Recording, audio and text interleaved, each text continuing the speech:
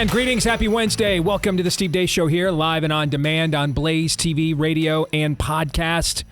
With Todd Erzin and Aaron McIntyre, I'm Steve Deace. We're brought to you by our friends over at Jace Medical. You know, we hear a lot of talk these days about the unpredictable supply chain, how fragile it can be.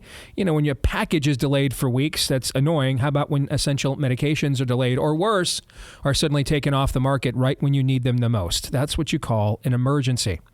And that's where our friends at Jace come in. They provide emergency medical kits that are customized to your specific needs, whether you're traveling, buying it for the kids, or just need peace of mind, maybe for an elderly loved one. In case of an emergency, Jace has got you covered. And right now, they're holding giveaways all month long to make sure that you can have the right medications on hand the moment that you need them. You could win anything from the travel case, Jace Go, to a fully customized Jace case. So now's the time to protect yourself and your family from uncertainty.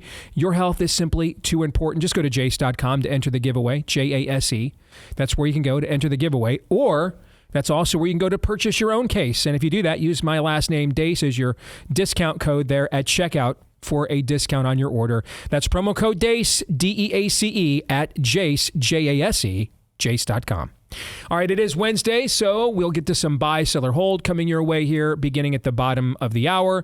Next hour, we're going to be joined by the weekly prophet of woe and lamentation, Daniel Horowitz. But before we get there, let's get started as we always do with Aaron's rundown of what happened while we were away. What happened while we were away, brought to you by Smacked Down. A federal judge yesterday refused the request of 14 Democratic state attorneys general to immediately impose wide-ranging restrictions on Elon Musk's Department of Government Efficiency. The states, led by New Mexico, claimed that Doge posed a clear and present danger to, quote, give them a big ouchie. Okay, that's not really the quote, but that's essentially what these Democrat attorneys general were arguing. Judge Tanya Chutkin says the states didn't prove that Doge's actions were unconstitutional or posed a threat of imminent irreparable harm. Fired Consumer Financial Protection Bureau employee Hannah Hickman is speaking out. Civil servants have a lot of protections under the law, and we're only supposed to be fired if our performance falls short on the job. So what has happened is that the administration has fired us. We call it layoffs sometimes, but that's not what it is. It's an illegal firing. Every probationary employee at my agency was fired. It can't be that we all fell short. Elon Musk and the president picked the wrong bunch of lawyers to mess with. Trump and Musk were interviewed on Sean Hannity last night, appearing as tight as ever. He's going to go to Mars. He's Starlink at some point. Huh? Yeah. Is in I mean, they was asking, like, do you want to die on Mars? And I say, well, yes, but not on impact. Starlink is Trump yesterday at Mar-a-Lago signed an executive order billed as increasing access to IVF. Not a fan of that, but it is something he campaigned on in no uncertain terms, so it's not as if it's a huge shocker. White House Deputy Chief of Staff Stephen Miller has another masterclass on dealing with hostile media. Illegal immigrants who are getting child tax credits. Are you looking for that information in the IRS data? Anytime a crime is committed, of course there should be an investigation. Is it your position that if somebody who is Stephen, here are you looking for that is stealing information in the taxpayer IRS dollars? data? The federal government will find every illegal alien who is stealing American taxpayer dollars. And that is what Americans expect to happen. Will you find that in the IRS I don't data even and fathom share the that with premise law of your enforcement? question. It's a simple question. Will you Anyone find that who's- information in the IRS data and share that with law enforcement? If IRS investigators find illegal aliens stealing taxpayer money, of course they'll be referred to ICE. Of course they'll be referred to Homeland Security investigations. Of course it will be. Surely your position is not that we should let illegal aliens steal taxpayer dollars. Again, you want to talk about something to be upset about, that's it. RFK Jr. addressed staff at HHS fresh off his confirmation by the Senate and says nothing is off limits. We will convene representatives of all viewpoints to study the causes for the drastic rise in chronic disease. Some of the possible factors we will investigate were formerly taboo or insufficiently scrutinized. The childhood vaccine schedule, electromagnetic radiation, glyphosate, other pesticides, ultra-processed foods, artificial food additives, SSRI and other psychiatric drugs, PFAs, PFOAs, microplastics, nothing is going to be off limits. Independent journalist Alex Berenson is out this morning reporting on Yale scientists finding T-cell exhaustion and prolonged spike protein production in some COVID vaccine recipients, with spike levels increasing over time. Berenson later added, quote, "I don't use the term VAIDS or VAIDS, vaccine-induced AIDS, but I'm not sure how else to describe the T-cell changes this Yale team is finding," end quote. Pfizer CEO Albert Bourla, your thoughts? Sometimes things just go bad. International news. If you're wondering why a loving God permits hell, check out this story. Hamas's youngest hostages, Kfir and Ariel Bibas, 2 and 5 years old, and their mother are dead, and their bodies will be returned to Israel this week.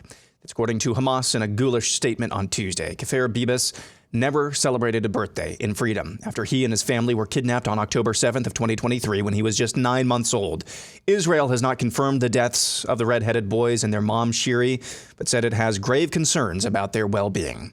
Back at home, Cece Telfer, the first man to cheat his way to a women's NCAA title in 2019, went on CNN to say he can't be stripped of his title after Trump's Department of Education sent a letter to the NCAA demanding the organization strip men of their titles in women's sports. If somebody's truly working or a part of the Department of Education, they would be smart and educated enough to know that something like that that's not how history works, and that's not how the direction of progressiveness works, and you can't take back history. Actress Cynthia Erivo has been cast in the role of Jesus Christ in the musical Jesus Christ Superstar at the Hollywood Bowl this summer. Cynthia Erivo is something called a queer black woman. So this attempt to troll Christians will culminate with a queer black woman, one of the top identities on the intersectionality totem pole, being hung from a cross multiple times this summer. And finally, there's a massive genre of YouTube videos and podcasts called ASMR, Autonomous Sensory Meridian Response, and it's shorthand for the phenomenon most people sense with certain sounds made close to their ears that results in a tingling sensation that usually begins on the scalp and moves down the back of the neck and upper spine. Some people find ASMR weird. Some people find it relaxing. And other people, particularly whoever is running the White House's X account, find the sub-genre of deportation ASMR very amusing.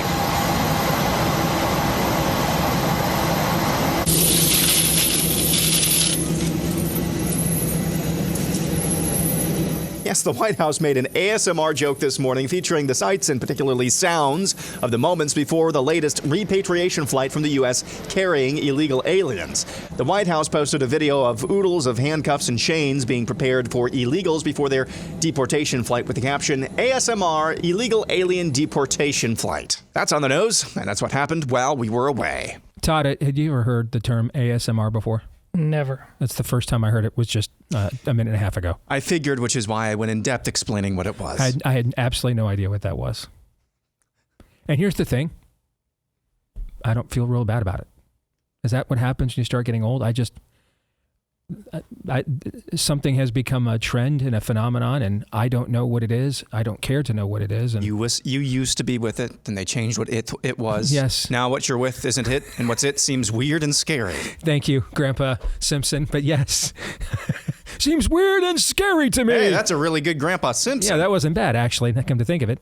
Aaron's Montage brought to you by our friends over at Fearless Roll Call. Jason Whitlock, our colleague and friend here at The Blaze, pulled this off a year ago. Actually, the last couple of years in Nashville, and now they're doing Fearless Army Roll Call 3.0. That is coming up later this year. In fact, just a couple of months from now, less than a couple of months from now. No, about a couple months from now. May 2nd and 3rd, you can join Blaze TV host Jason Whitlock in Nashville. Gathering of men to fellowship with those who share their faith and values. Tucker Carlson's going to be one of the A-list guests with Jason this year. You can join him and many others there May 2nd and 3rd in Nashville for the Fearless Army Roll Call. You can also purchase a VIP ticket to access an exclusive interview with Tucker Carlson, plus breakfast with Jay, dinner afterwards, and more. Blaze subscribers, you get first access to those early bird tickets as well, on sale now at fearlessrollcall.com. That's fearlessrollcall.com. Go there now to secure your seat before tickets sell out. That's fearlessrollcall.com. I hate when people do this to me, so I'm sure Stephen Miller is watching. Probably not. Just in case he is. Forgive me, brother, for doing this to you. because I did give you the Paris Hilton, that's hot, gif yesterday after I saw that clip that Aaron, you had in the montage with him on CNN not accepting the premise of their argument. Mm-hmm. But in the future, just I kind of feel like I'm going to Michael Jordan after he shrugs. You know what I'm saying? And I'm like, one more thing. All right. You kind of feel like maybe you should just leave well enough alone. Fair? Okay. But I'm not going to, because and here's the reason though, and because I hate when people do this to me. All right. Like I got an email yesterday because a guy said I got the Europa Arthur C. Clarke thing wrong, except he was actually quoting from the written version of the story, and I was citing the film version with Roy Scheider, one of the most underrated films of the 80s, by the way. 2010, the year we made contact, is a great science fiction film. All right. And so there is a cadre of people in my own audience that just love to come off the top rope. Actually, okay, I get like a half dozen of those emails every day. All right, just love to do it. Okay. Can you guess how many of those I respond to? Can you guess? What do you think it is? Come on. Just come on. What do you think it is? I don't. Other than just... I know it's not totally zero, it's because zero. there's every once in a while that there's just... If you really piss me off, I'll bring it up on the show. But most of the time, it's just delete. Yes. All right. So forgive me, Mr. Miller, for I have sinned. Okay. But in the future, consider throwing in a simple question. Why would the Internal Revenue Service have illegal aliens in their database? Anybody? Anybody? Anyone?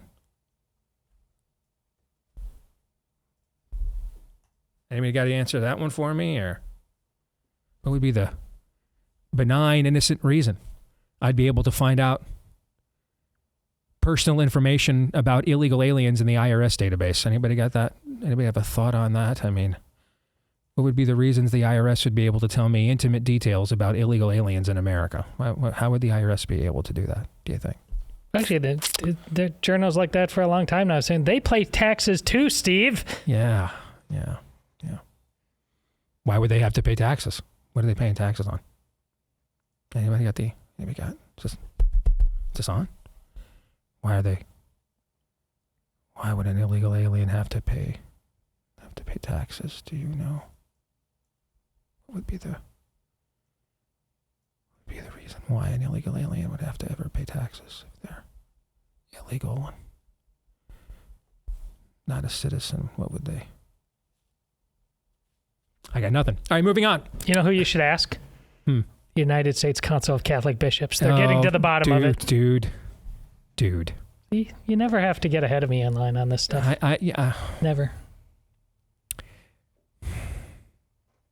Listen, we're all brothers here. We all have our own personal dogs in these urination contests within vectors of Christianity. We try our best to be fair. If anything, I err on the side of caution where you're concerned, because you come in here every day outnumbered 2-1, right? And so to me, I'm trying to love my neighbor as I love myself, and I try to give you as much accommodation as I can, okay? Until I really think you start spouting your Romanist heretical crap to a point that I finally just have to rebuke it, and right here, and otherwise my own integrity is at stake. But no, seriously, for the most part, I do try to give you the maximum amount of deference, because we are all friends, and you're here, and whenever these things come up, you're 2-1 against. And I would expect if I ever went on one of you guys' shows, and I would expect kind of the same accommodation. Sure. Doesn't mean the accommodation doesn't mean we're going to pretend like we don't disagree on some things. That's not what it means. It means like we're not going to look to try to automatically corner each other all of the time into a zero-sum conclusion, because you just don't do things like that with your fellas. You just don't. That's just not how dudes roll. Fair? That's a dude code violation. Okay. Well, let me rephrase. If your friend's like, I think I might, try murdering people, then you should try to corner him into a zero-sum game. Yes. Fair? Yes. Okay. If your friend's like, on second thought, Hamas has a point. I think that's probably when you corner him into a zero-sum game. I probably shouldn't have to say that, but because I know there is a cadre of this audience that can't wait to come off the top rope, I'm saving you all the emails you were just about to send. All right? So. They're sending them anyways. Yes, they are. I might just go in my inbox, just start preemptively deleting people without even reading the subject line, just in case. Oh, they're coming. Yes. All right. That notwithstanding, on this, when I saw that this morning, I just, come on. You cannot be bothered to be moved on all these other things promulgated by where did abortion come from? Promulgated by the federal government. Yeah. The tranny stuff promulgated by the federal government. It's the U.S. Department of Justice trying to put a half dozen Christians in jail in Nashville last year, promulgated by the federal government, right? All these things promulgated by the federal government. Nowhere to be found is the U.S. Catholic College of Bishops. Nowhere to be found. They cannot bother to be moved to insert their considerable voice and resources into a fight on these things, all promulgated by the federal government. But lo and behold, someone take away money they clearly, let's all be honest, they don't need, okay? Someone take away federal funding they clearly don't need to fund something on behalf of the American people that you would not be able to do at Vatican City if you tried, okay?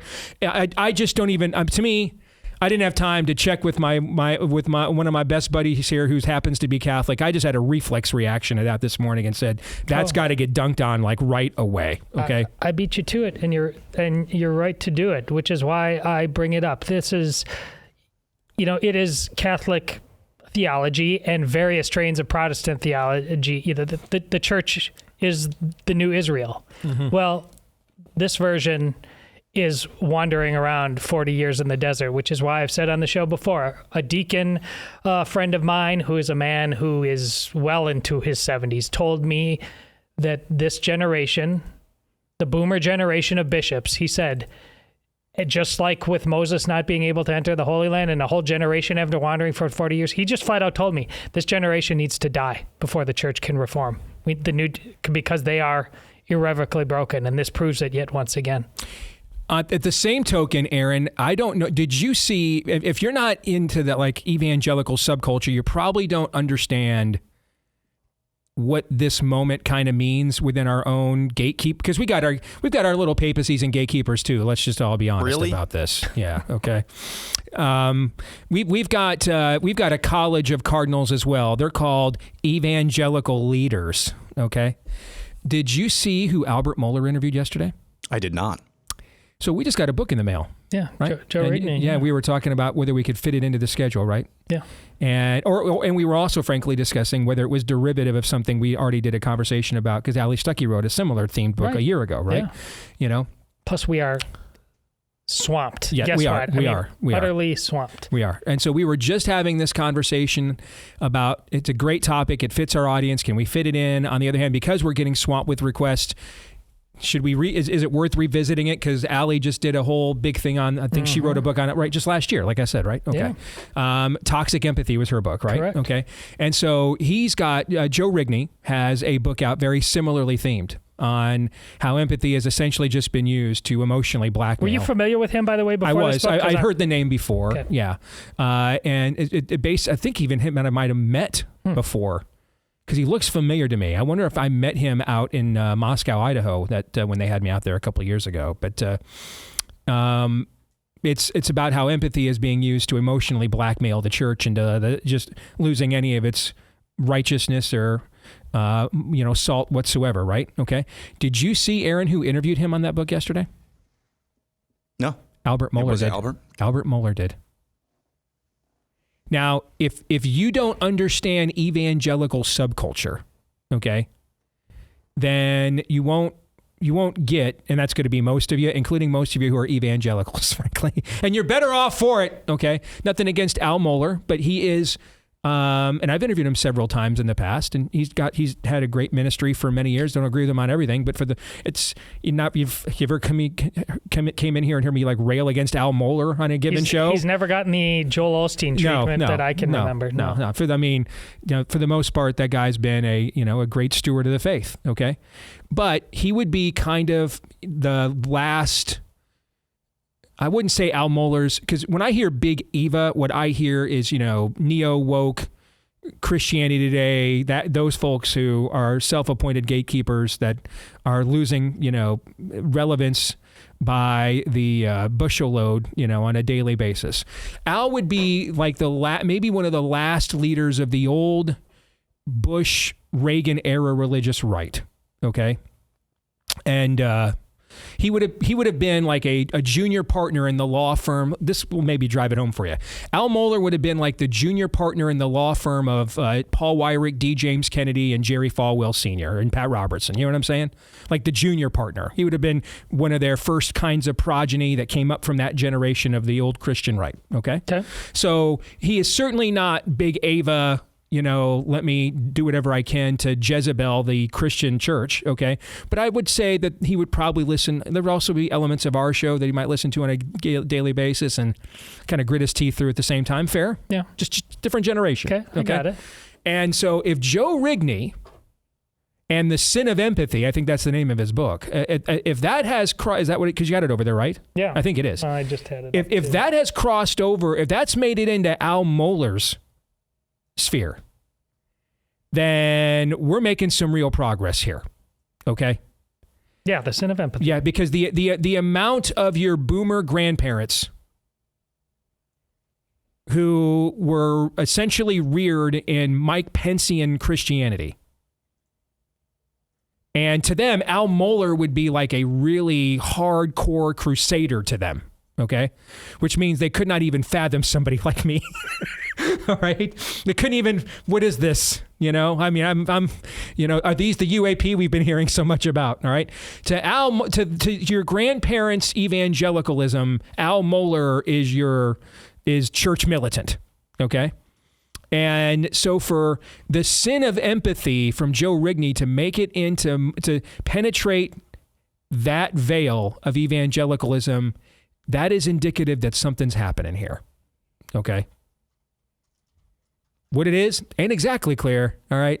But there's something happening here. Some people are waking up and saying, on second thought, I'm about to pleated khaki my way out of an entire civilization, and maybe that's not good, okay? So, I don't know who that is in you guys' tribe, okay?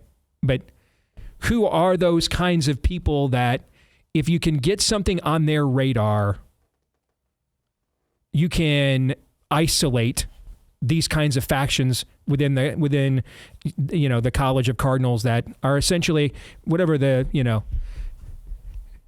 Big Ava or Big Eva. Are they like Big Catho? I mean, I don't know. Okay. But do you have those kinds of elements where if you can get a hold of them, you can reach into the norm. Normie doesn't always necessarily mean terrible. Just, normie could be a very devoted Catholic, but just somebody who's a life that doesn't permit them, they don't think to have thought through these things to that level. You know what I'm saying? Mm-hmm, okay. Yeah. Do you have those kinds of platforms where you can essentially do an end run around these kinds of organizations and isolate them all the more? I don't know. But Joe Rigney getting on Al Mohler's, I can't envision Al Mohler interviewing me. I mean, I can't envision getting a call to be on Al Mohler's show. I can't. Okay. It's just temperamentally just a totally different era and generation. My guess is I don't think this would have happened just 2 months ago. Probably not. I think Al Mohler seeing what he's seeing with Donald Trump. Wait, we're just going to have basic fair accounting now, and this is a bridge too far. That's toxic empathy. Mm-hmm. This is insane. Correct. Yeah. Speaking of insane, is she homo? Is she bi? Is she all of the above? The Wicked star who's going to play Jesus Christ Superstar there at the Hollywood Bowl later this year, and I've said this before, but I think it bears repeating. All right. Nobody blasphemes a name they believe has no power.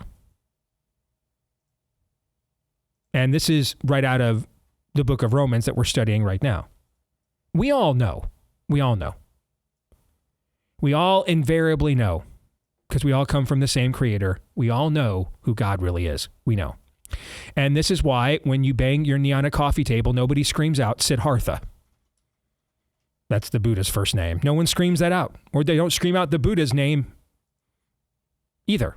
His trademark name, they don't scream that out either. No one, when they're really excited or really aroused or really angry, takes Muhammad's name in vain. No one does that. No one does that. Because our subconsciously, we all know there's no power in those names, no real power. That's why it's not worth blaspheming them. It's not worth taking their names in vain.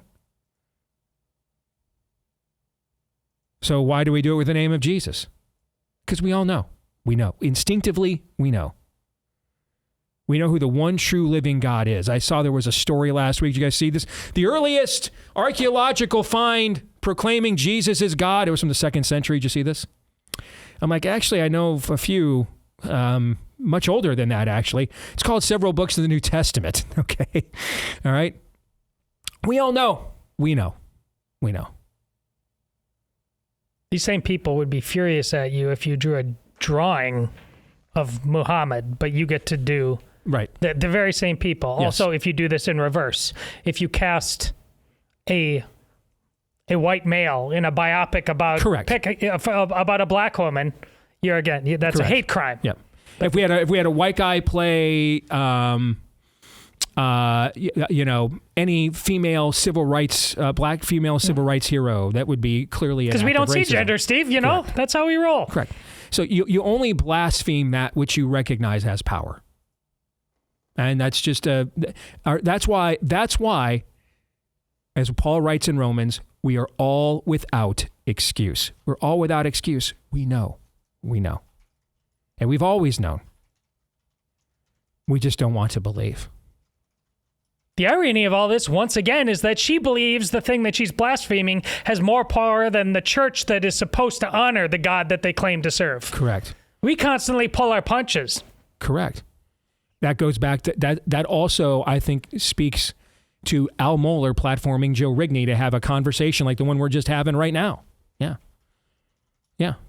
I mean, the reason why I couldn't foresee Al Mohler putting me on his show, I don't think Al and I would have a problem. I think there's a lot of boomer grandmas that listen to Al's show and have been listening to him since the 80s that would be like, what fresh hell is this? I mean, who is this?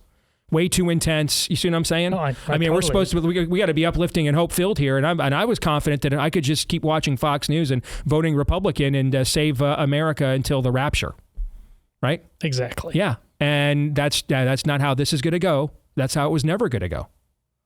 So I think what you're seeing by Al platforming Joe Rigney, and it ties into this story that we're just talking about here with the Wicked Star.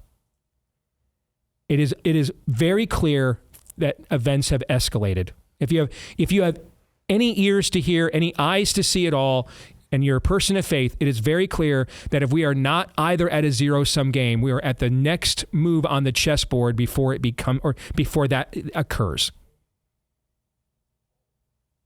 And so therefore, a different level of provocation is going to be required here than what was done and discussed and contemplated in the past. And Matthew 7:16, you will know them by their fruits. So ultimately, you have a choice to make. You can sue the federal government because it took away a grant that you don't really need, because you've got more money than you know what to do with, in order to do something that you wouldn't even permit to have happen in the Vatican in and of itself. Or you can read the signs of the times, understand them, and then know what to do about them. And that's the choice every believer has. Every leader, every leadership organization, every ministry, and every individual believer. That is the choice that we have right now. So just as the unbeliever knows, when they blaspheme, they know. They are subconsciously admitting what is the name that has real power, which is why they're blaspheming Christ and not everybody else. Well, as the guy that executive produced a movie that was meant to be a provocation of both believer and unbeliever alike, we're now at that scene where James says, I didn't know this was a fight. And Nefarious says, that's why you're losing. Well, this applies to believers as well. We all know, we all can sense that we're at an existential brink here. So no one has an excuse. No one can claim they're unaware of these things.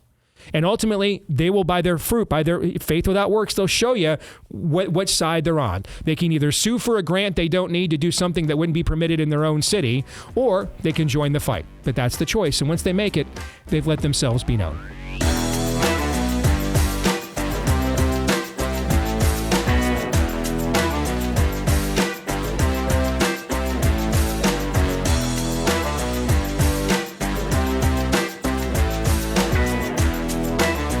You know, creating a trust and will can be a slow, time-consuming process. Also, let's face it, it's not really the most roll-out-the-barrel conversation we're all going to have, yet it is one of the most necessary ones we're going to have as well. And that's why you need to know about trust and will. They're going to make creating your will easy and time-efficient, meaning you can focus on the other important tasks. And you can also get 10% off at trustandwill.com/Deace. You know, Amy used Trust and Will a few years ago when it was time to update the decisions that we wanted to make for end-of-life situations, and raved about how simple, easy, and customizable to use that they were. So Trust and Will is here to make estate planning both easy and affordable. It's a step-by-step process that guides you from start to finish, one question at a time. Save loved ones time and stress by having all your documents in one place with bank-level encryption. They've got live customer support available through phone, chat, and email as well. So uncomplicate the process with Trust and Will. Protect what matters most in minutes at trustandwill.com/Deace. That's trustandwill.com/Deace, and get 10% off plus free shipping. That's 10% off plus free shipping of your documents at trustandwill.com/Deace. I think we would be remiss if we did not discuss the items that Alex Berenson has been reporting from the Yale study involving the toxic genetic serum, and then also RFK Jr.'s kind of, I wouldn't say it's a State of the Union speech as much as, you know, the pregame pep talk, you know, of what kind of laying out the vision of what he intends to do there at the Department of Health and Human Services. And so if just to summarize the Yale study that Alex Berenson is citing, and he's calling it, he's using the term AIDS. What does AIDS stand for? Acquired Immune Deficiency Syndrome. Acquired Immune Deficiency Syndrome. All right. The word acquired there is very key. Okay, because what the Yale study finds is that people who did not previously demonstrate these sorts of immunodeficiencies began demonstrating them with prolonged exposure. And here's the thing, too, to keep in mind. And we have been saying this since you got banned for saying it, which is why we have to start all over with our YouTube channel for telling you stuff like this, right? So please go subscribe to our new YouTube channel at Deace Show. Telling you stuff like this 3.5 years ago is exactly why we have to have a new YouTube channel. You weren't supposed to know this. But they have no idea how long the spike protein stays in your system. They have no clue. They don't know. They lied from the very beginning when they said it stays in your arm. The idea that you're going to inject something with a lipid nanoparticle. Ever seen Star Trek? Okay, it's pretty obvious. You're not injecting something into somebody's body with a lipid nanoparticle. It's just going to localize into the area it was injected. They're just trusting people will just trust them blindly and not use common sense or have even the ability to do so if they wanted to. We have no idea how long the spike protein stays in your system. We don't know. Using one of Todd's favorite analogies, the red bandana scene of The Deer Hunter, which is a great movie, by the way. But that's every time you went to a booster, that's essentially what you were doing. You were Christopher Walken, putting on the red bandana and just putting a bullet in the chambers, you know, clicking it shut, spinning the chamber and pointing at your head. Hey, is this the time that it hits? It's Russian roulette. We have no idea. What did I tell you as far back as September of 2021? When the jab mandates began. We're all an experiment now. We do not know what are the long-term ramifications of either exposure to a virus that they created in a lab and is not of natural origin, nor do we know what the long-term ramifications are of mass injections of technology that has never been injected into human beings before, and every previous attempt that we came up with to try to make it an injectable product failed before the product could even be approved to go to market. So everyone's an experiment now. It's an aerosolized respiratory virus that's impossible to have not come into contact with it. It's the most injected substance in the history of humanity, so it's impossible to have not come in contact with somebody who probably shedded it after getting the injection. So there's no way out now. We're all an onboard, the largest and longest onboard experiment in all of human history is what we all are right now, which is why the people who did this to us ought to be put on trial in front of a tribunal, Nuremberg style, for their lives.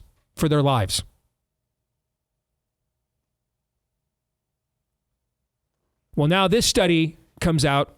See, this data has existed, similar data has existed in many forms for the last few years. The problem was it was often attributed to quote unquote long COVID. So Steve, is it long COVID or is it long COVID vaccine? Yes. We don't know. One of the reasons, even if we tried, I'm not sure we could really know. You want to know why? Because the vaccine is the virus. That's why.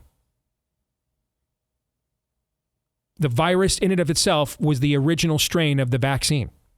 They created the vaccine. Now, that's what I think our scientists, the Barracks and the Faucis and the Collins, that's what I think they thought they were doing. Who knows what the Chinese thought they were doing, okay? We're all just one big, happy global partnership, amen. Our scientists thought they were going to create the first preemptive vaccine, the first successful vaccine to a respiratory virus ever. That's why they had the genetic sequence so fast. That's why they were able to do this in warp speed. They were already doing it. What I was infected with at least twice, and millions and billions more were their vaccine attempt. So is it long COVID or is it long COVID jab? Yes. It also explains the fast mutations, why they couldn't keep up. The mutations got exceedingly worse and worse and worse until finally a strain no one saw coming whatsoever out of a country with a large amount of natural immunity, Omicron, in the late fall of 2021 essentially ended the scamdemic.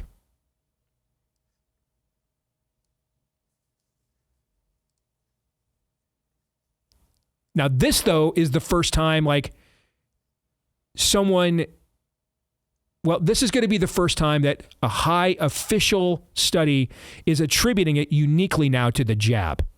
Before, it was always very mercurial, and is it the jab or was it the virus? And you weren't permitted to say if it was the jab, of course. That's a holy potion. Well, now we have Yale telling us it's the jab, and it's causing a version of acquired immune deficiency syndrome. You acquired an immunodeficiency you didn't previously have.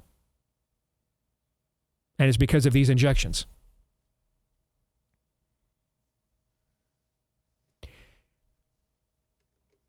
RFK Jr. has got to take these shots off the market.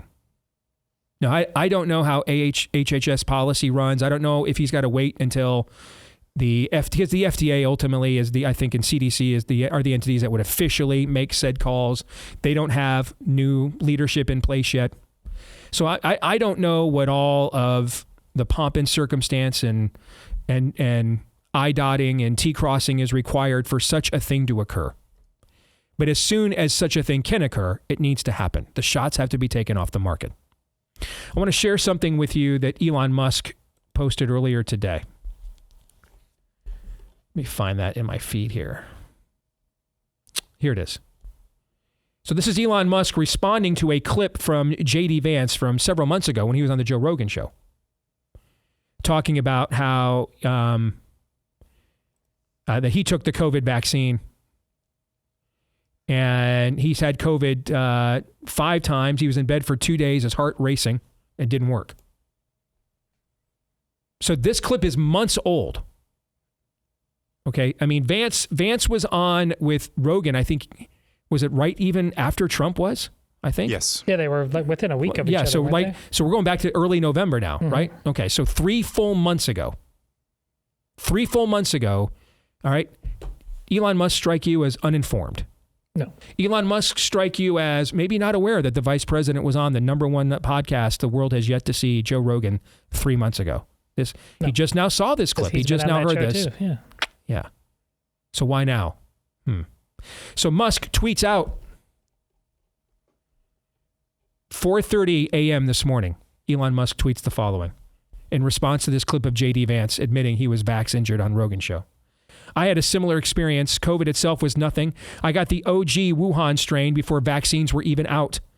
I took the J&J vaccine. It hurt my arm. Otherwise, nothing. Remember, J&J was the only one that did not use mRNA, which, of course, is the only one they actually took off the market. Got the old hydroxychloroquine treatment. That's in the news, by the way. All that. Did you see that? I did not see that, no. Oh, yeah. All of those, the so-called problems and injuries and everything. Yep. Made up. Not true. Look at Ed Dowd on X. Well, remember, was it not New England Journal of Medicine? What's the other big one? That they had to retract a study in 2020. JAMA? Not even JAMA. It's Annals. I can't remember, but it's one of the big ones, had to retract an entire study claiming that hydroxychloroquine was dangerous and everything else. They had to retract that entire study after they published it to stop it from being used and then retracted it months and months later. Again, tribunals and folks need to be executed for this if they have to be. And remember, like I pointed out, because they executed many people by doing things like this. This is important to bring up because like I told you yesterday about what you need to get vaccines mandated. In this case, it's what do you need to get an emergency authorization. Correct. There can't be anything else on the market that would make the malady treatable. Correct. Can be nothing else. Yeah. So Musk says the J&J vaccine hurt my arm, but otherwise nothing. But the mRNA booster hit extremely hard. Massive chest pain. Felt like I got hit by a truck. I almost went to a hospital.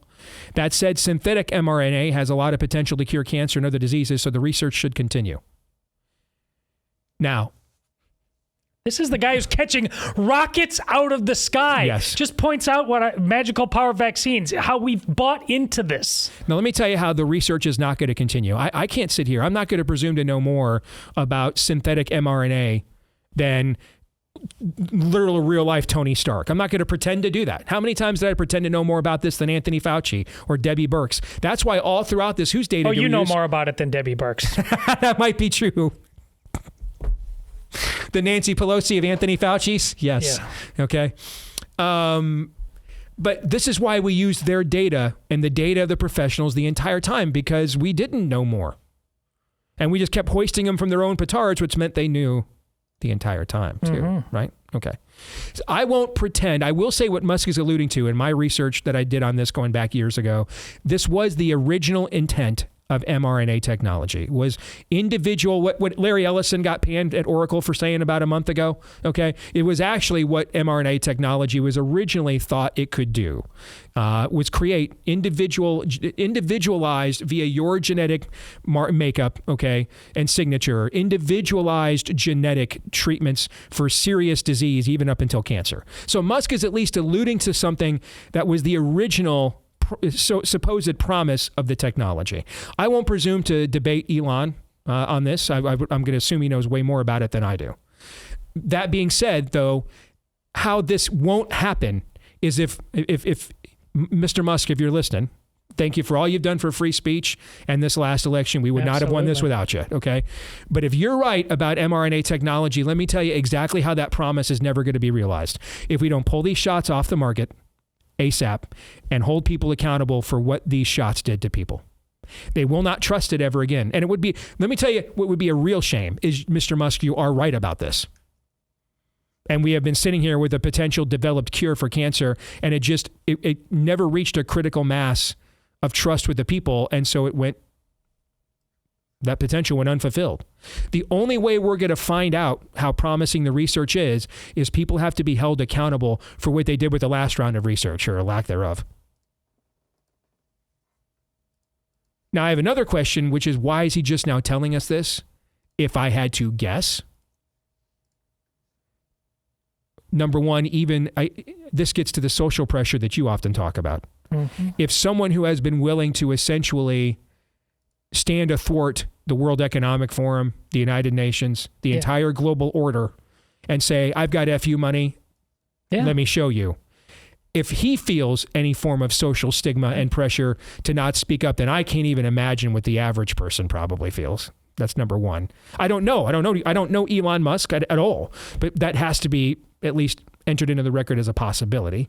Okay, because it's not like him to not to give his opinion on things. That's how intoxicating this thing is. The other option, I wonder, is if he thought doing so would have instantly alienated his opportunity to form any kind of alliance with Trump. That's definitely a variable. And now that Trump has won, that alliance is forged. They're literally like Lennon and McCartney pre-Yoko Ono touring together. Okay, now Vance came forward, right? Well, his vice president came forward, so maybe I can talk about it now too, and I won't lose an opportunity to have influence with the president. RFK got confirmed. You see what I'm saying? Maybe it's also, maybe he made a political calculation here too, which I think is an understandable one. Also, if these two guys finally helped Trump connect the dots about something he could have been doing all along, and you've said this, Trump can still be the victim in all this stuff.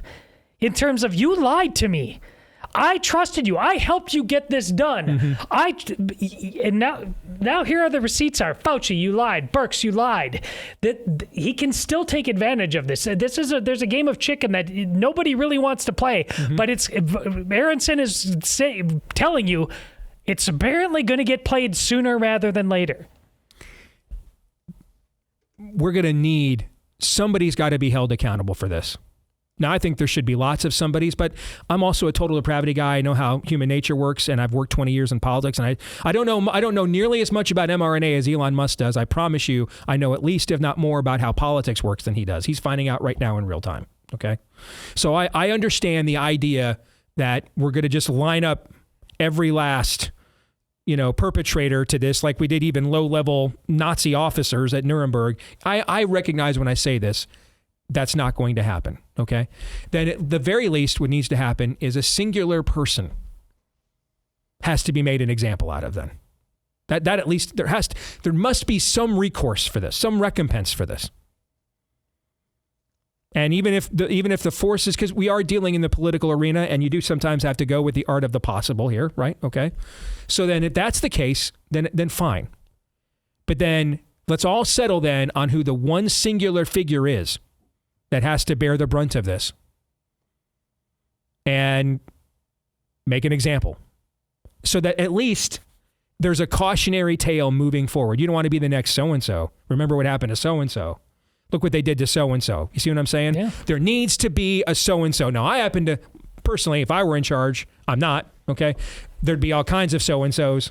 But I understand human nature and I understand politics. So then there's got to be one. There's got to be someone that bears the brunt of responsibility of this so that they are the symbol moving forward of what you cannot get away with and what you are not allowed to become.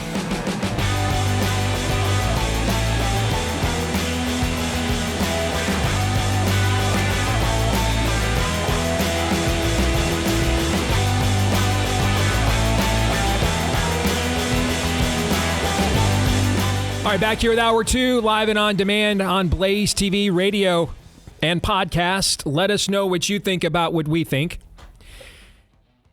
via the stevedeace.com inbox, steve@stevedeace.com. That's how you can email us there, DEACE. Like us on Facebook, Me, We, and Gab. Follow me at Steve Deace Show on X, Instagram, and TikTok.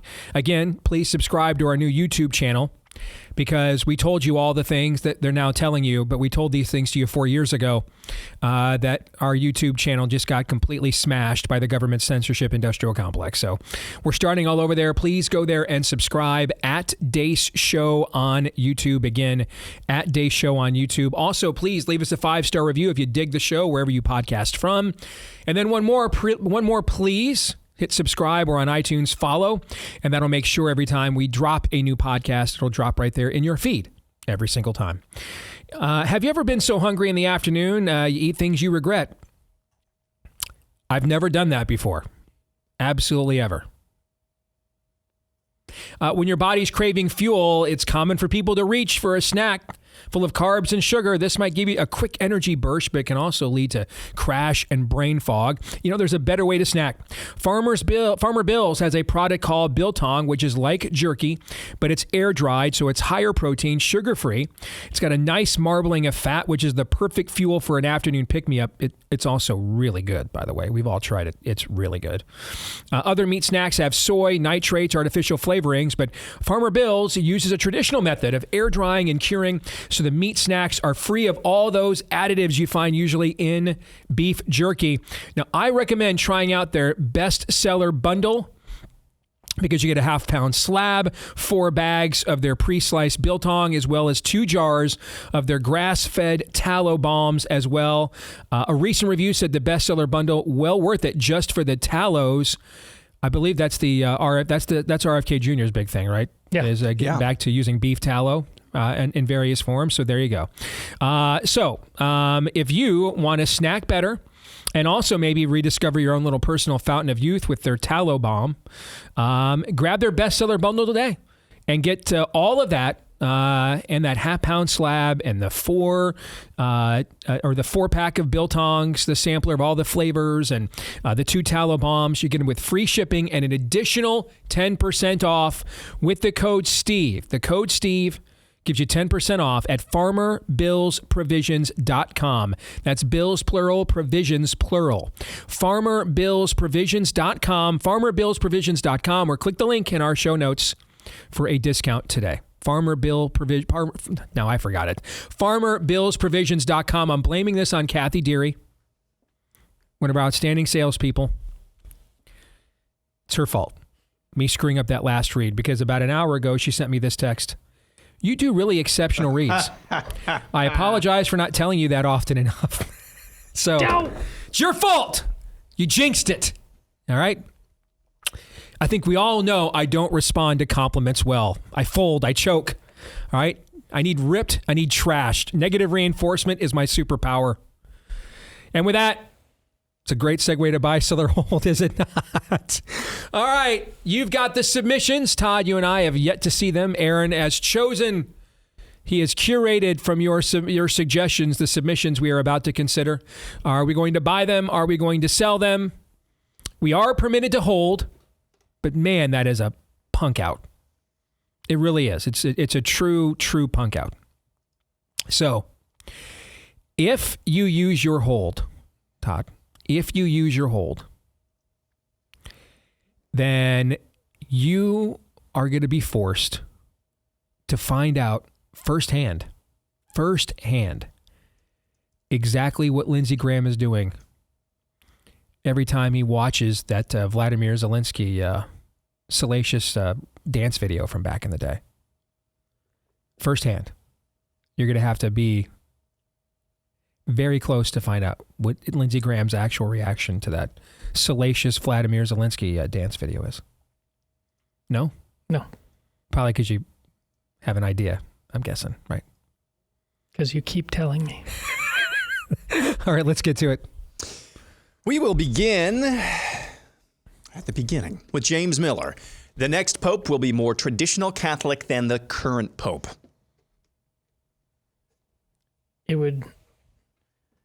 There's a lot of moving parts here. It would be hard not to be. By the way, there's a story coming out that that the Swiss Guard is, actively preparing for Pope Francis's funeral. I mean, he's 88 years old, double pneumonia. He's got the symptoms my father had at the end of his life. It's not looking good. He has appointed a lot of the College of Cardinals who make these decisions, but it came into my mind, and I thought I'd have a chance to talk about it anyways. What Steve was talking about earlier when the Pope and the Church came up, the moment and how we address these forces coming into play is, with cardinals like Cardinal Sarah in Nigeria, who's 72. You can't be Pope after you're 75 years old. If you can't be elected Pope after you're 75 years old. on the one hand, it would be hard not to, as I just said, not to be more conservative. On the other hand, the people appointing it might not see it that way. But the world is watching. To do this in a vacuum throughout human history, if you read this, and there's been people's popes where the mob, so to speak, kind of put their thumb on the scale and said, this is the guy we want. And I don't think there's any definitive way of knowing. You can pick singular variables that point you in multiple directions, but I don't know what the answer to that white smoke will be at this point. If I have a gut feeling one way or the other, I promise I'll tell you, but at this point, I don't. My head says sell, like instantly. My heart says buy, because it's very much needed. And so I'm going to side with my heart, because if I'm wrong, there will be plenty of opportunities and moments to later use my head. Next, going to Tiny Johnny. Although Christian films have been mocked in the past for being preachy and not of good quality, the same ire should be given to late-night comedy like SNL and talk shows, low quality and just as preachy. 100%. I mean, they have. Yeah. We've switched sides, and we're not on our end fully mature yet, and fully and I don't know what that is, and it may not even be achievable to some degree, because we have to make worldview calculations in the content we create. We have to. Our Lord ordered us to. Right? We can't ever just give an audience what it wants to make money. Our Lord does not permit that, okay?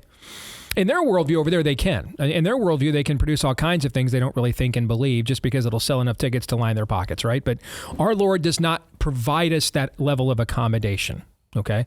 In fact, that's considered treasonous in our worldview. So there's always going to be a worldview factor in the content we create. So there's always going to be that tension in our content. But we are getting better, though, at resolving some of the tension that doesn't need to be there by giving ourselves permission to go ahead and, according to our worldview, still tell really good stories.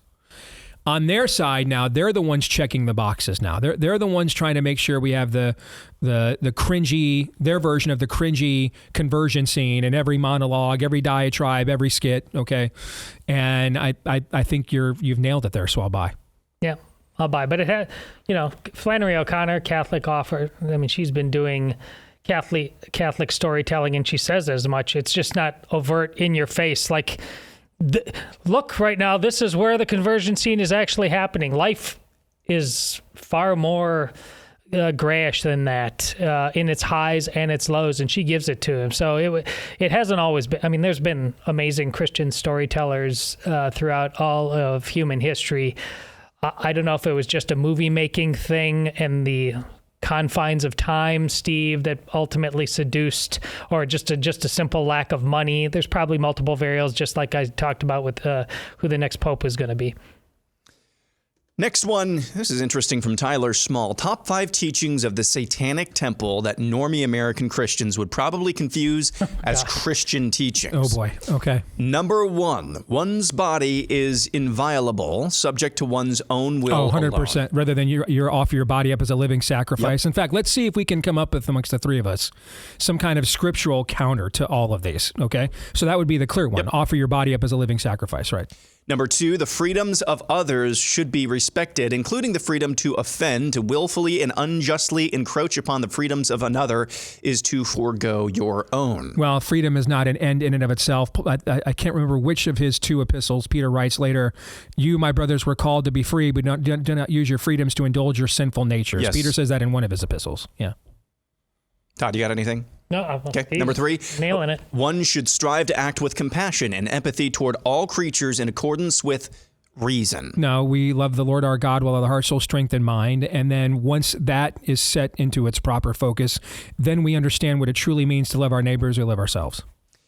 Number 4. By the way, that number 3 one real quick, Aaron. Mm-hmm. That has been, when I talk about getting rid of the first commandment in much of mega churchianity in America, and putting the second commandment first, it looks like number 3 right there out of the Satanic Bible. That's what it looks like. Yeah. Number 4, people are fallible. If one makes a mistake, one should do one's best to rectify it and resolve any harm that might have been caused. Well, first of all, props for admitting people are fallible. There's a lot of normie Christians that would be confused that people are fallible. What do you mean? People aren't basically good? No, they're not. But we already have someone that gave a propitiation for our sins, and that someone is Jesus Christ. Ultimately, it's one thing to seek and make atonement for that which you've done wrong. You can do that in an individual sense, and that can be Christ-like. We have a restitutional form of justice. That's what eye for an eye and those sorts of phrases mean from the Bible. But ultimately, the propitiation for our sins comes from Christ. If you're fallible, then you've got to find a meta propitiation for your sins. You can't do that yourself. And number 5, the struggle for justice is an ongoing and necessary pursuit that should prevail over laws and institutions. How will we know what justice is? I would argue that given the previous plank, the idea that we can just make our own propitiation for our sins, if that's what you believe, then you don't know you don't even know what justice is. Then at that point, your concept of justice is completely and totally warped. Yeah, in the beginning was the Word. Yeah. And the Word was God. Yeah. How are we going to know any meta themes? Tyler, that was a great submission, yes, brother. It was. Thank you very much. That was original and creative. Thank you. And one more from Tyler, since he had such a good first post there. All it took for Don't ruin it. Yes, all it took for Pete Buttigieg to finally take an interest in transportation was for him to no longer be the Secretary of Transportation.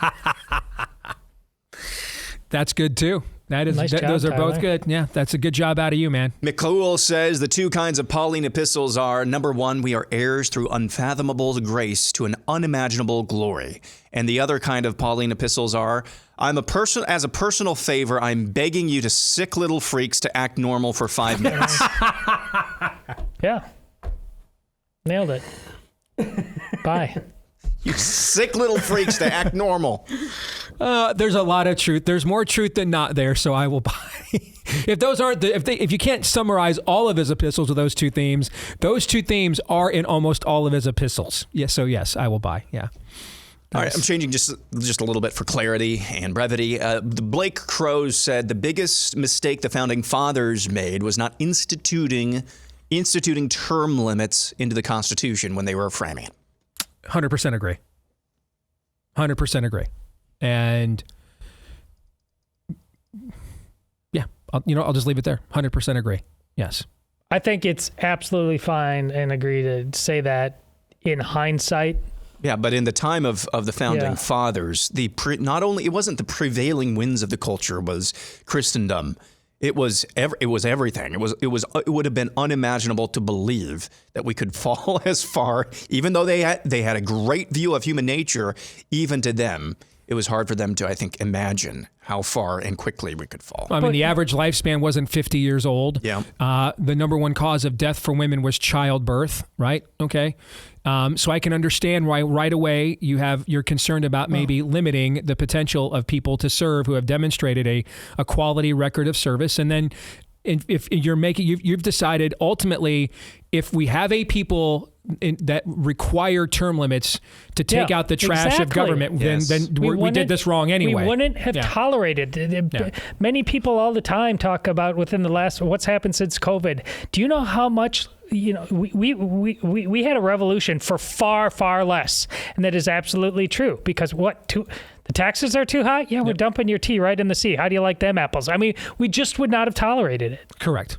That's well said. Yep. Timothy Stevens says, they don't call us fascists because of anything we've done. They call us fascists to justify what they plan to do. Preach. Bye. Evil always accuses good of doing what it's doing. Yep. I've said that for years, every single time. Yes. Bye. Got a top 10 list from Brutus Maximus. I think this is for you, Todd. Top 10 sports bro debates that aren't actually debates, meaning one side, stated below, is obviously correct. Number 10, soccer isn't going to happen in the U.S. Stop trying to make soccer happen.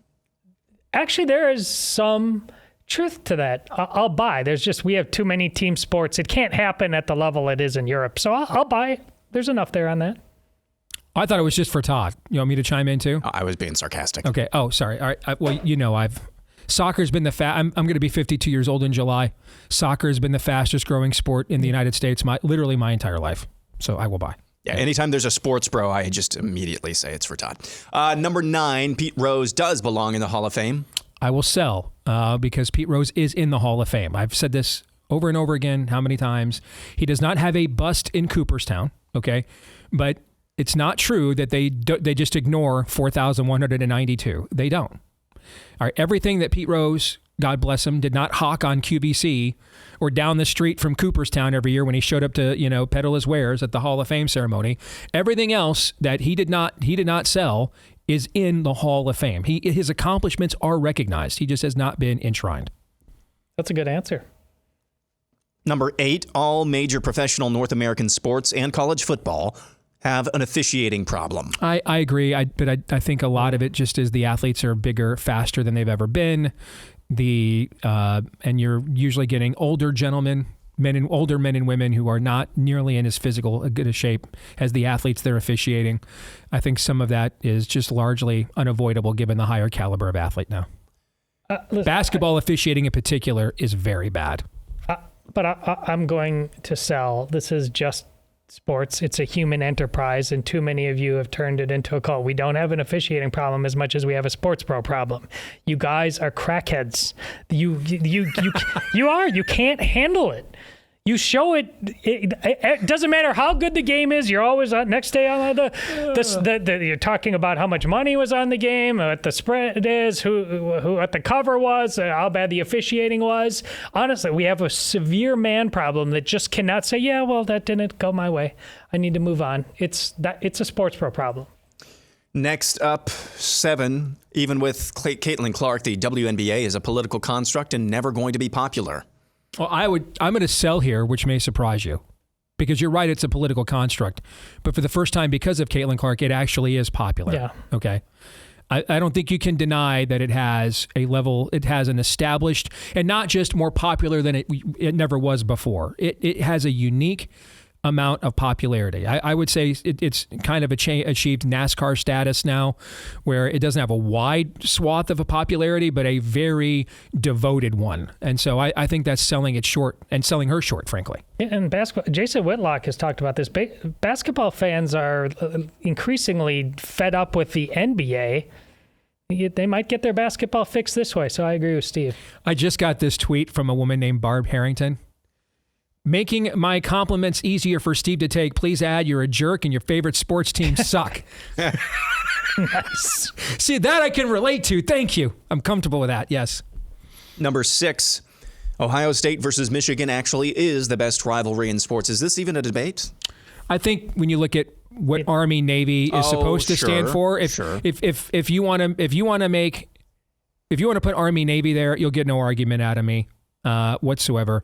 But I might say that to use Todd's terminology, we're cheapening it by calling that a rivalry. That's something transcendent, spectacle. That I think goes beyond a mere sporting event. So if we're just talking about a sporting event, I'm going to be biased, but I'm going to vote yeah. I would have no problem saying college basketball. In all of sports. You mean the college football you meant, but yeah. Yeah. What did I say? You said basketball. Oh, which is fine. No, it's not. I don't think it's just like obvious and there's no argument here in all of sports. That's too far. Okay. Number 5, all 1980s through 2005-ish major sports were more entertaining than today. All major sports. You know what? Baseball, I'm gonna say yes. Basketball, yes. I will say, I think you're right about every sport but college football. I think the caliber of player, quarterback, and the amount of good teams are way better than they were when I was growing up. In terms of the amount of high quality teams is way better than it was when I was growing up. But I think you're right about every other sport. I do. Yeah, college basketball definitely. College football, there's too much. But it's trying to commit suicide in front of our eyes. That is true. That is true. I'm just speaking of the on field product. I'll also say this too: the uniforms were way better. I mean, way better. Okay, I don't have a clue why the Brewers ever got rid of their original uniforms. I don't have a clue why the Broncos got rid of their original uniforms. I don't have a clue why the Phillies got rid of their original uniforms. Okay, I mean, the uniforms from that era were also dramatically superior. Number 4, NIL is bad for college sports. Absolutely. This absolutely is a debate, and that is undeniably true. In the way that it's being practiced, I will agree that it is bad. Number 3, Michael Jordan is better than LeBron. Yes. To me, I don't even think this is a debatable point. I really don't. And this has nothing to do with the era in which I live in. In fact, I do think it's a debatable point who was better between Kobe and Michael Jordan. I think that's a debatable point. Because like Michael Jordan, Kobe won all of his championships with the same franchise, but different iterations of those teams, right? Okay. So there were different major factors around him when he won his championships at the exact same time. All right. And he played in a league that still played way more defense and everything than what you see today. So I think the better argument is the argument between like a Kareem and Jordan and a Kobe and Jordan than it is between a LeBron and Jordan. Could you ever imagine Michael Jordan being as statistically successful as LeBron still is, but a team he is on being as consistently mediocre as the Lakers have been for the last 4 or 5 years? Would never have happened. No. Would never have happened, but yet it's happened for LeBron. So what does that tell you? To me, that makes the case for me. 2, dudes who feel pretty don't belong in women's sports. Well, everybody. Obviously. Yes, obviously. Number 1, Michigan cheetah. I knew we'd end up here. Correct. Yeah, that's not correct. They didn't break any rule. That's correct. No one can cite the rule that they broke. I've asked this a million times. No one can cite the rule. If a football player goes out into the middle of the field and drops his pants and takes a deuce, he can be ejected from that game, right? What rule in writing did he break? I'd have to look it up, but I'm pretty sure it says that you're not allowed to drop a deuce on the field. I'm pretty sure it doesn't. I'd have to go look that up. I'm pretty sure you're not allowed to defecate, or it could just be that you actually broke you probably broke public obscenity laws. What rule says if your mom goes to a game and takes cameras on her, takes photos on her phone, that she is a emissary of a football program, and therefore you cheated when you would have actually already had 4K. Just admit they cheated and then move on. Because I don't. If I thought they did, I'd admit it. You don't have to sacrifice any wins. I agree. If any other uniform had the exact same storyline, it'd be all over it. Entirely untrue. I don't give Brutus. I don't give a turd. In fact, all the turds in my small intestine that are curating as we speak, waiting to be squeezed out from my bowels later today. I don't care even about pre-turds, how many tattoos and cars that... I don't care how many tattoos and cars that future Lieutenant Governor of Ohio, Jim Tressel, paid for at Ohio State. I don't care. I don't care. And I didn't really care then, and I care even less now. So I think he'll be a great Lieutenant Governor, by the way. I think he'll do a great job. I mean, they've covered up more stuff. The leak came now from within Michigan now, and they know that the new coach, I can't remember his name off the top of my head. Sherrod Moore is his name. He lied about it. He covered up the fact that he got rid of text. No, he did not lie about covering up text. He knew about this. That's not true. It's not true. He did not lie about covering up text. He deleted text on a university phone that had auto recovery. He turned the phone over. They recovered all of the text, and there was literally nothing in there about anything Connor Stallions was alleged to have done. Nothing. Not a single text. Not a single one. That's not true. It is true. That's not true. It absolutely is true. He knows. There was nothing in any of the text that they recovered that indicated that Sherrod Moore was involved in whatever Connor Stallions was involved in. But he knew about it because he put out a text later on that said, "I am just disgusted by this. This is beyond the pale. It feels like such a betrayal." But he knew what was going on. He was reacting to the media reports. They don't have any evidence that he knew what was going on. They don't have any. It's so much easier to say this was bad. They don't have any evidence, Todd. No evidence exists. Yes. In fact, the NCAA's own investigation even found, and the commissioner of the Big Ten Conference even put in writing that there wasn't even any evidence that Jim Harbaugh knew. They put that in writing. Take that up with Tony Petitti and Charlie Baker. Invincibly ignorant to believe such things. Then your problems is with Tony Petitti and Charlie Baker. I didn't conduct investigations. They did. That's what they found. Take it up with them. I don't trust anybody named Chris. Because if Chris Cross applesauce, what do you think he's going to do to you? Well said. I think that's a great place to end it at. Yes. Dennis Holsha says Doge will find over $2 trillion in fraud, waste, and abuses. It will find as much as it's willing to find. I wouldn't even put a tag on it. Wouldn't put a number on it. I think the numbers are incalculable. Whatever the numbers are, for people that's still grown-ups and cares about their country and realize the duty of citizens, you know what Steve was talking about, the level of crime that happened with COVID right there, and that somebody needs to be making an example, be in prison. Same here. I mean, just theft, out and out theft. Next up, we go to Jeff Bailey, who says the University of Illinois is planning on retiring the Delta Pilots jerseys alongside Terrence Shannon's jersey. Did you see that over the weekend? They retired his jersey. Did you see Terrence Shannon come out with it upside down? Yes. Did you see Terrence Shannon came out with his own branding? No. Well, and it's upside down just to kind of own it, which was really cool and smart that he did that, by the way. But man, you want to feel bad for a school and a team and a guy. You're getting your jersey retired and they unfurl it and it's upside down. Oh man, that's just, oh wow. I did not know that. Yeah, that was bad. All right, I think KM has a take here that both Protestants and Catholics, if we just take a deep breath and step back and look at the discourse online, might agree with. KM says 99% of the time when, quote, that's not in the Bible is invoked for any theological debate, it really just means we interpret the Bible differently. We're misrepresenting what the other really thinks and the debate is pointless. This is most theological debate happening on X.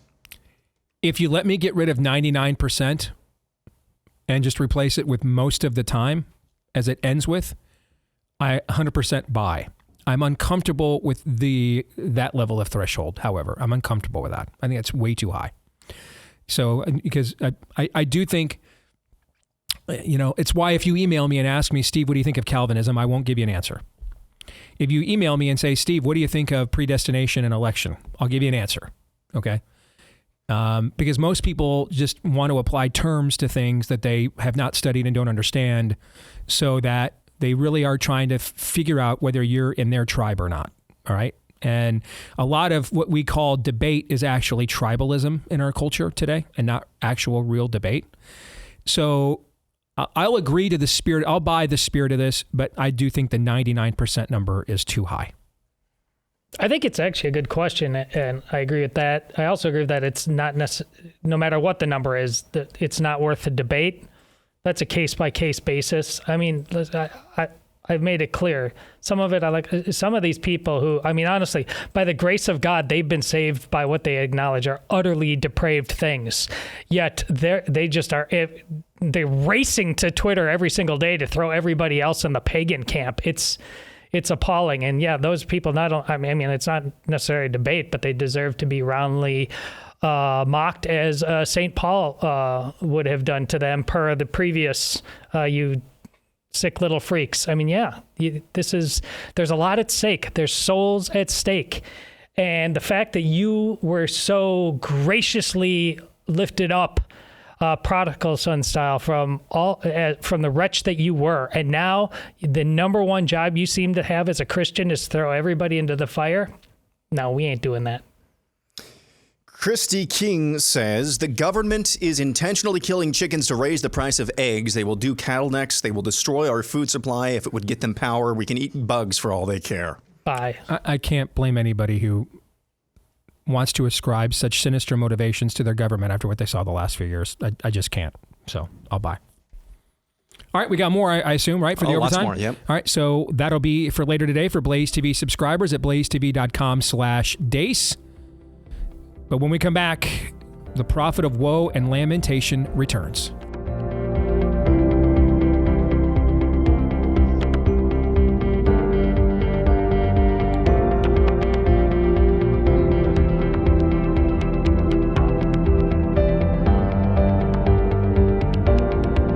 Well, we are about to learn a whole lot more about how much truth we've really been told about health in the last generation.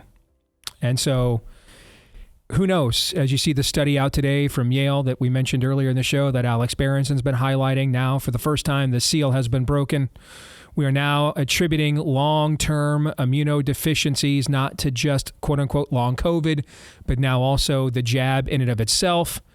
Folks, just make sure you have as much of your future secure as you can with our friends at SelectQuote. They are one of America's leading life insurance brokers. They've got nearly 40 years of experience. They've helped over 2 million customers find over $700 billion in coverage going all the way back to 1985. And other life insurance brokers are out there too, but they offer impersonal kind of one-size-fits-all policies that might even cost you more and cover you less. While SelectQuote's licensed agents, they work for you to tailor a life insurance policy for your individual needs in as little as 15 minutes. So if you've ever worried about getting coverage with a pre-existing condition, SelectQuote partners with carriers that provide policies for a variety of those, including diabetes, high blood pressure, and more. So get the right life insurance for you for less at SelectQuote.com/Steve. That's SelectQuote.com/Steve. Go to SelectQuote.com/Steve today to get started. That's SelectQuote.com/Steve. And we will go to the weekly prophet of woe and lamentation himself, the one and only Daniel Horowitz. It is good to see you, my friend. And in fact, let's start there, because they have been very keen to attribute long-form, sudden immunodeficiencies and maladies and symptoms in these intervening years since COVID, since the scamdemic was at its ascendancy, to quote-unquote long COVID. But they have not, within the medical apparatus, been all that keen to look into long-form or acknowledge even long-form exposure to the COVID vaccines. And this Yale study is among the first that I can recall that is actually willing to go there. Alex Berenson today invoked the term AIDS as an acquired immune deficiency syndrome, essentially saying, hey, this is what a leaky vaccine does. And as you've said for years, the more you inject, the more you infect. Yale University is now agreeing to some degree with this. We have Debbie Birx now attempting to retcon, well, we should have just given them to high-risk people the shots all along, as if somehow that's exactly what she was advocating and got overruled by Anthony Fauci. Paul Offit is even went further. He literally pointed at Fauci and said, "Thou art the man. He made us do it. We were going to follow the science." And Fauci said we couldn't do it. So it looks like they're getting ready to back the bus up on him now. And I don't think any of this is a coincidence, Daniel. This is all in the shadow of RFK Jr. getting officially sworn in as head of HHS. It looks to me, and I said this yesterday, I just saw Scott Atlas tweet this just a few minutes ago, what I said yesterday. It looks like a lot of people are trying to get out ahead of a reckoning, some form of a reckoning that they think is coming, and to kind of retcon their role in this process. And maybe in the case of Paul Offit, trying to settle on who the fall guy here is going to be. What are your thoughts? So, no, I think it's not so much a matter of the fall guy. It's the fall position, the fall back position. We need to cut off that retreat. Like you mentioned, the table is set. We just have to eat. We have to stick the landing. So we have made the case. We have more data on this than anything else. mRNA is poison. It needs to be ended, period. There's a lot of talk about cutting spending and the lack of desire to do so. People are dependent on it. The good thing about this stuff is there's no dependency. I mean, other than the corporate constituency, you just shut it off. And I think that's the important thing, that we have to make sure that this is not turned into a limited hangout in any way. Until now, or even as we stand now, 4 years into what you and I have known, I mean, I look back, my first, the more you inject, the more you infect, post at Conservative Review was in the summer of 2021. Okay. And I didn't just do that flippantly. I waited until we had a significant amount of information on that to make that assertion. And here we are 4 years later. And not only are those shots still on the market, but you still have hospitals denying people organ transplants for not getting the poison. I mean, you should be denied for getting it because you're wasting the organ. Didn't this just happen to Vice President Vance's nephew or somebody? Cousin. Yeah, in a red state, by the way, Cincinnati Children's Hospital. We had a case in New Hampshire where they weren't following. There, they actually have a state law barring the hospitals from doing that, but the stupid Justice Department there wasn't enforcing it. So that's still going on. It's still not taken off the market. You still have CDC. One of the things we've seen from the Trump second administration is that you go policy by policy, agency by agency, even before some of the designees were picked or confirmed.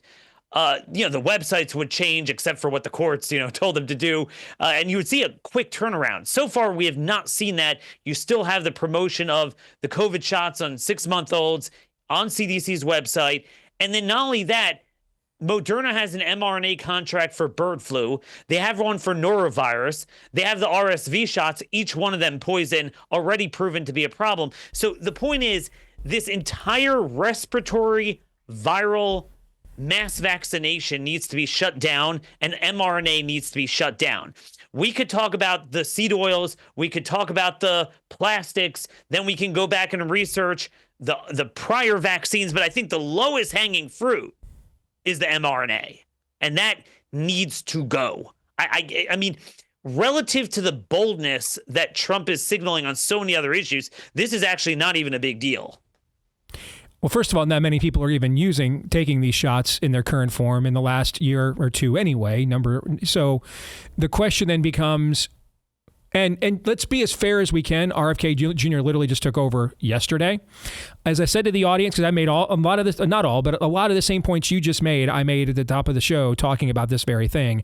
What I don't know bureaucratically, does that have to come from FDA and CDC, where they don't have new people in charge there yet? We have not had those people confirmed. I don't know what the process would be bureaucratically for carrying this out. I have no idea, okay? Like if Trump issued an executive order, who would actually do it? I don't even know who's running the FDA or CDC right now until Weldon and Makari take over, all right? But whatever the soonest possible moment that this could actually be achieved and realized, I think it has to occur. I don't know if you saw this morning, Elon Musk tweeted at 4:30 a.m.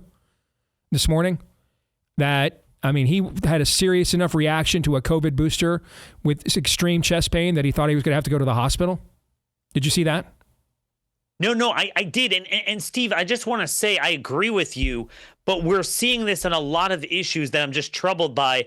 Isaiah 6:9, where your eyes are open, but you don't see, you hear, but you don't understand. We're all honing in on the same things, but then you look and sometimes, we think it's obvious, but sometimes you got to complete your sentence, and this needs to be done. And I just think, I'm not saying it's not going to be done, but I'm just saying we need to be very clear about that there's no ifs, ands, and buts about it. We are long beyond, maybe don't mandate it in the schools.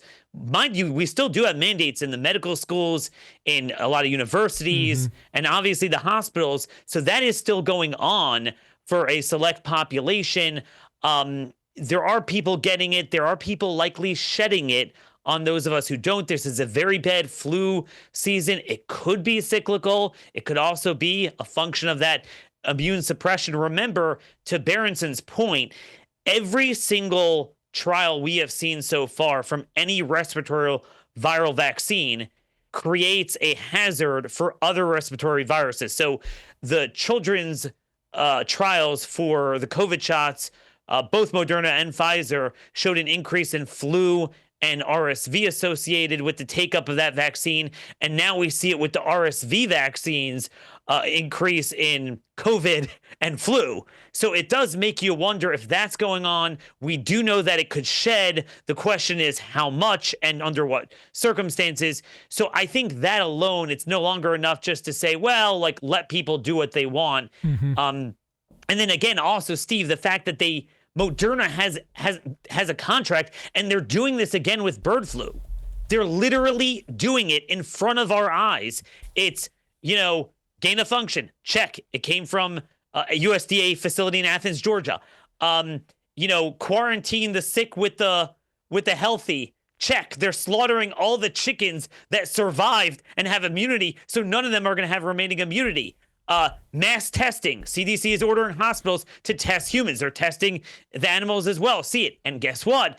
Now they approved this Zodis vaccine, which is already a leaky vaccine because it's not even the exact strain. This is happening. You know what I mean? Like, Steve, we say we're not going to do it. We're not going to do it. This sucks. But then, I could point on 50 other issues that I'm not trying to accuse any one individual. I'm just trying to say what I've learned over the years is sometimes we can come to ubiquitous agreement on something, but the thing keeps going on. So there needs to be an expectation, like you said, at the first possible moment, this stuff needs to be done. done. Like birthright citizenship, very bold. But here you don't have a 14th Amendment right to it, I don't think. Mm-hmm.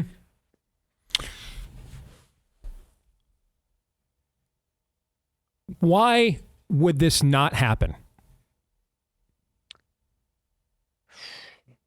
So look, I mean, obviously, Steve, this is a balance between, on the one hand, you want to make sure something's not about to happen so you don't accuse it of not happening. But on the other hand, at the first possible time where you get an inkling that there's a cadre of people pushing for it not to happen, you want to make sure it does happen. So this concern is not coming out of nowhere. Obviously, it's been very quiet on this front for a while. The focus has switched to dyes and foods and things like that, which there's what to talk about. RFK gave a litany of things that he said nothing is off the table. And then the one thing that wasn't mentioned was mRNA. I'm not saying it's a problem. So there have been people noticing this for a few months. Now, at first I dismissed it because I said, are you kidding me? mRNA, it's like, that's a no-brainer. That's like consensus. We're on to some of the previous things now. Mm-hmm. This is good. But, I am a little bit concerned about that. Obviously, as you well know, the CIA stood up Moderna for a reason. It's its entire creation, Moderna, mRNA. They're not going to go away overnight without a fight.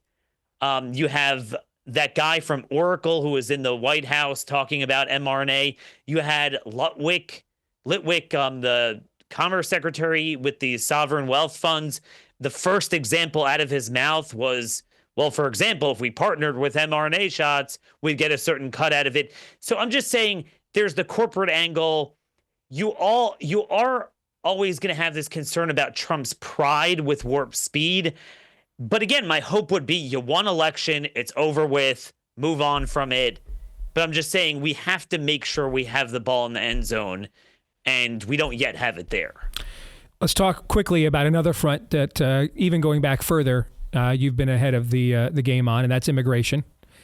Earlier this morning, Secretary of State Marco Rubio made it official, designated for the first time several drug cartels as foreign terrorist organizations. So this is something that Trump had put one of his initial executive orders, but now we have the State Department that would make such, just like we were saying earlier with RFK and CDC, what's the bureaucratic means by which things are actually realized when they go from an executive order to enforcement, right? Well, the Department of State is who actually would be the ones in charge of making such designations. And today, Marco Rubio, as Secretary of State, signed that ordinance. And so it's official now. These are, in many cases, like you didn't see like Medellin, the Medellin drug cartel there. It made me kind of wonder if let's pick a few low-lying fruit ones first to kind of make an example and hope the other ones maybe could kind of tone down how far they have been going at the border, so we don't have to go all-out war here. Maybe we're kind of doing something like that, but this is certainly further than we've ever gone before. So I got about 2 minutes. Give us your thoughts. So, it's a little bit frustrating. Immigration over the last 20 years has been an elusive game. Whenever I advocate a 5, we're at a 3. When it requires an 8, we're at a 5. This is kind of an old issue. I think, certainly no harm in doing it, and it should be done. Look, illegal immigration is an issue of magnets. You cut them off, it's over with. And you see just the sheer threat of it. It's gone down 95% at the border. So then once you don't have illegal immigration, and assuming we sustain that, then you're left with more of a military threat and a drug threat. The drug threat, in my mind, it's two things. It's culturally on the demand side. You got to deal with it. And then you got to have tougher criminal penalties on drug traffickers, not weaker ones. So we have the schizophrenic thing where everyone's crying about drugs and deaths, but then every single criminal justice bill I'm seeing state and federal level, it's actually to go weaker. Now we have Alice Johnson, who's the pardon czar, and she was the big drug trafficker that, by the way, has never apologized for what she has done, or has gone around to the schools being an ambassador against drugs. She's an ambassador against jails time for drug traffickers. So go figure that. That does bother me a little bit. As far as the cartels, what I want to make sure we don't do is global war on terrorism eyes the cartels. When we said let's focus on the border, not on Afghanistan, it didn't mean let's do to Mexico what we did to Afghanistan. I want to make sure that what we are doing is focusing on America first. Buffer zone so the cartels can't blind the helicopters that are trying to land there, that they can't have drones flying over, and they're certainly not physically on our territory. We need to clear out a buffer zone and kill anything in it. But what I don't want to see happen is for us to go into Mexico with CIA and Green Berets, which is what they're talking about. Mexico's the Anbar province, and the cartels and train are and equip Al-Qaeda. Some phantom Mexican military to prop up a failed state. Yeah. That's a sinkhole. Stay away from that. Create a buffer zone. So I want to be clear. I'm happy to go after the cartels, but we can't copy and paste the war on terror with the cartels. That's all I'm saying. We can't have Operation Enduring Sobriety, is what you're saying. That's what you're saying? Exactly. Okay, I hear you. And then let the drug traffickers out of jail. Good point. Thank you, brother. Good to see you as always. Take care. Take care. You bet. All right, got a minute, folks. What do you think, gentlemen? He's absolutely right about the same thing going on with animals as human beings, and it makes sense. You know, all of these farmers, they fall prey to the same thinking. They probably think that, yeah, maybe there's some weird stuff happened, but for the most part, we saved millions of lives because of that vaccine. If we haven't gone into the Doge of ag yet, probably not very sexy, but I guarantee you that level of USA money kind of thing. I mean, these aren't just a bunch of people, 40 acres and a mule just doing their best hard scrap work. Corporate farming is how you are fed, and there are all this money being shifted around, incestuous relationships, and you bet Big Pharma has a piece of that. As far as going after the cartels is concerned, 1, stay strapped. 2, this is not going to just be, hey, we're going to drop a few bombs. Yes, we have capabilities, and it's never made sense to me, by the way, why we were able to pinpoint the very house and room that Osama bin Laden was staying in Pakistan, but we somehow couldn't take out the cartels on our own border. Yes, we have the technological upper hand, but boy, howdy, those guys are vicious. If we actually do what needs to be done with these cartels, it could get hot very quick. But make no doubt, what needs to be done has to come to pass. It might get really ugly, it might get really violent, but it's way past time to take out the cartels. See you guys tomorrow, noon to 2 Eastern after Glenn Beck, Romans 8:28.